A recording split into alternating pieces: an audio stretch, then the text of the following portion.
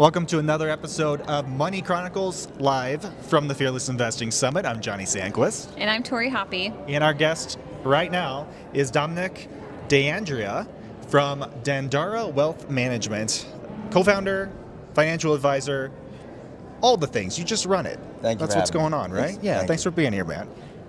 Excited to chat with you. I am excited to chat with you, both of you. Yeah, so we always like to kick this one off. We know that the industry is built by the people that are in this room right now. We're at a tech conference. So we always like to start off with, what is your first money memory that you can remember as a child, or however far you want to go back? Well, I learned in college that my parents, they were good with money, but they didn't guide us in the way that I've now learned to guide my children. Mm-hmm. So, I was that stupid college kid that signed up for the credit cards every time they gave you one. Oh, you're gonna get this free and that free, and those are the greatest in the world, until I had debt that was not good for the level of where I was working. Yeah. It took me a while to recoup from that. I turned that lesson into teaching, obviously teaching my children about financial planning and the value of the dollar, so much that my son listened more than I thought he was, that he chose a SUNY school in New York because he's like, I'm getting a business degree. This is gonna cost $9,000 a year. My friends are going to schools that cost $80,000 a year. I'm not gonna put you guys in debt when I can get the same business degree there that my friends are getting somewhere else. It's because then it's about interviewing. So obviously I did a better job teaching than my parents did, but that generation was good with 401ks and pensions, so they really didn't think of planning, and the previous generation didn't live that long into retirement. So we need to now do a better job with our kids to make sure that they're set up better for life than we potentially were. So Johnny and I have relatively young children, I'd say. Like, we've got preteens. So do you have a children's book written on this? Because I feel like my son, the credit, like the debit cards and the Apple Pays, there's no value to them. They just tap and go, tap and go. And you seem to have had a kid that really understands the value of a dollar. And we're struggling because we are the millennial parents with the generation of digital of everything. Yeah. Look, we give them our credit card. We let them spend. But I look at the credit card that they have access to on a regular basis. And if I see something or too many purchases, I call them out on it. I'm like, look, we have food at home. You don't have to go to Taco Bell and Moe's or any other restaurants all the time. Yes, you can tap the card. Yes, Daddy has money on the card to use. But it doesn't mean you need to use it all the time. So you have to check in to what they're using and explain to them that it's not just magic. Mommy and Daddy have to pay that bill at some point. So I really try to work that into teaching them, because I want them, I have a little older, 18 and 14-year-old. I want them to know the value of the dollar. I want them to know that, yes, I go to work, but it doesn't mean I have unlimited resources to just pay for everything they want. We try to, obviously, and I'm sure you do the same thing. Yeah. But occasionally, they have to learn the word no. Yeah. Something might be too expensive, might not be appropriate. Right.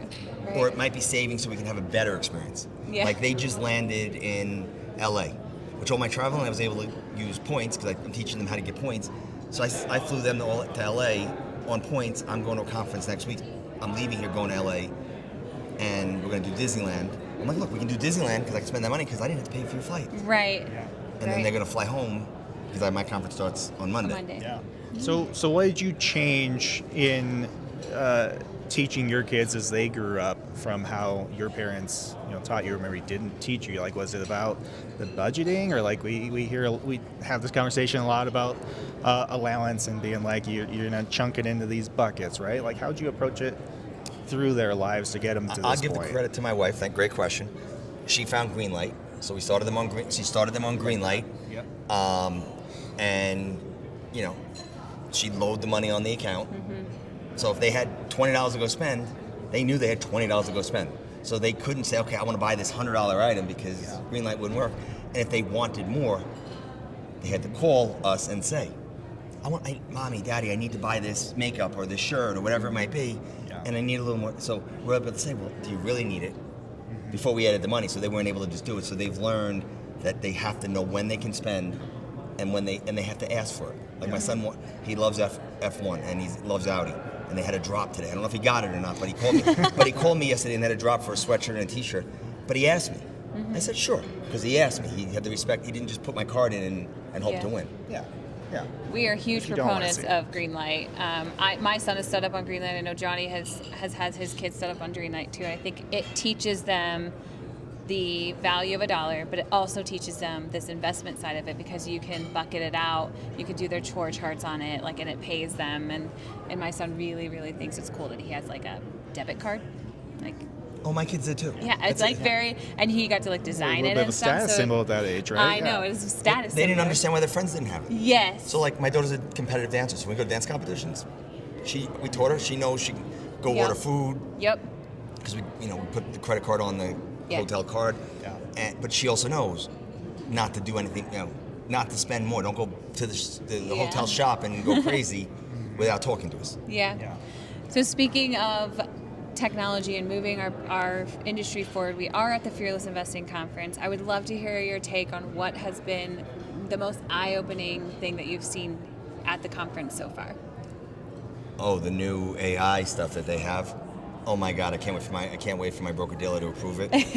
That's going to be game changing. Very cool. Tech, for it to be good for us as advisors, has to be simple, user friendly, client facing. And the least I have to input puts time back in my day. Right. And if I got more time, that means I can help more clients. Right. If I got more clients, we can generate more revenue and grow. So anytime somebody's gonna make my life easier, so I cannot wait to be able to use that. Yeah, it was a very cool. I love. We talked to Justin Boatman before this, and the idea that it's truly becoming a platform end to end, where it's giving you guys the power to be able to, be in a client meeting and have a one designated spot to pull in all of the information that you need very Which is quickly. great for us, and it's great for the clients. 'Cause, Yes. Look, first of all, I don't have 10 pieces, but if I had 10 different techs, if I came to your house and I was your financial advisor and I handed you 10 reports, how much do you want to continue working with me? Right. You want consolidated, easy to read, simple, Yes. that explains everything in 1, 2, maybe 3, depending on what you're doing. Yeah. But not 10. Right. So the more things that our tech companies offer us and consolidate is going to make it easier for the client. And I plug it in once and it populates the whole platform. Right. So I can help the client across the board simpler. Yeah. Yeah, pretty cool stuff. Pretty cool. So we've asked you about successes. You've told us how you succeeded with teaching your kids some good money principles. How about the flip side? So what has been what you would say is your worst money mistake, but more importantly, what did you learn from that? Well, I would go back. That was a great question, first of all. That would go back to what I talked about in college. I didn't understand credit cards because, again, it wasn't really taught to me growing up as well as it could have been. So I would just go shopping and say, okay, well, let's pay the minimum payment and Right. get and have 100% credit utilization. Yeah. And didn't realize how bad that was for a credit score.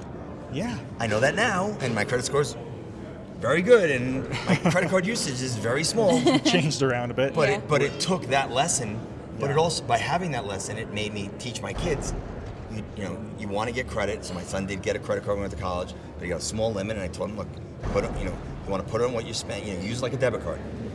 You spend $50, pay the $50 right away. So you get your points, but you're building your credit because you're using the card. Yeah. Right. But don't use the whole $500 and then pay your minimum and then use the $10 or $15 and run it back Yeah. and then run it back, because that will hurt your credit score and it'll hurt you getting opportunities for any loans moving forward. Right.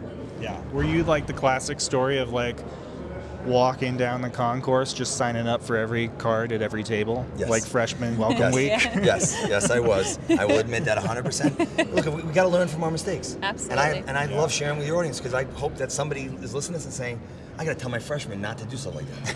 Right? Yes. Warn them. Yes. Yeah, absolutely.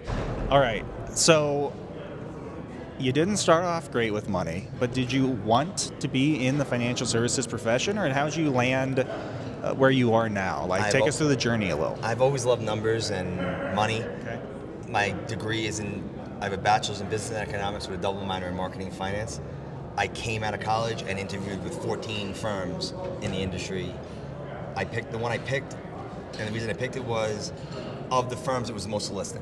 It offered investments, annuities, and life insurance, where some were just life insurance, some were just investments. And I wanted to be able to go into your house and say, I can help you with everything. So you don't have to go find this person and this person.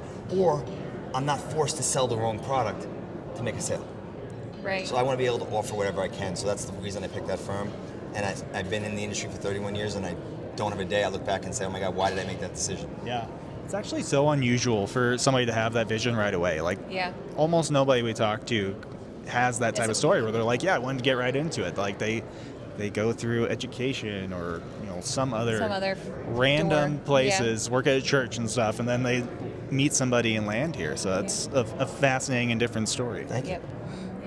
Well, Domenick, we appreciate you joining us today. I appreciate having me. I hope you're having a great conference and it wraps up for you and it's very successful. Thank you very much. Yeah, thank you. Thank you.